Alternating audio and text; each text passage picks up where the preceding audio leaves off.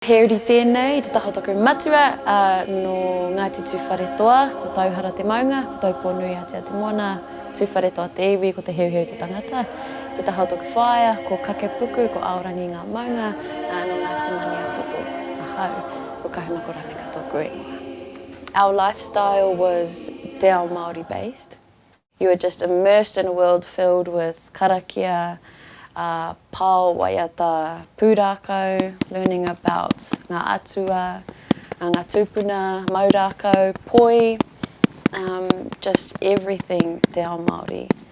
I've been so lucky to be surrounded by so many amazing people that have gifted me many experiences and have taught me so many things. Ngā pau o tōku whare, my mum, my dad, my brother, they've all encouraged me and guided me with everything that I do. But in the world of dance, I am so lucky to be guided by beautiful, talented tuakana of mine, such as Rosie Belvie, Kasina Campbell, and most of all, Te Uira Paki, who introduced me to the incredible Lemi Ponifasio and the world of Māo productions. A really awesome creation process in Māo. It's not necessarily an individual type of thing. We all sit down together, think about things together and try to create things together, unless it's a particular mahi, like composing a piece of music or a solo piece.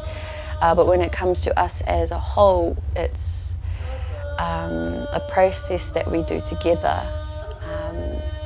Kind of like how you would at kapahaka as well. If you're trying to make a song, you all sit down together, you all make the actions together, you all make the tune together. It's a really inclusive process. Lemi kind of comes in and says, do something. And you kind of have to figure out what that means and just do something together as a whole.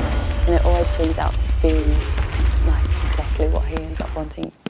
Ko ngā toi Māori, nā o tātou mātua tupuna, heke mai kia mātou ngauri whakatupu.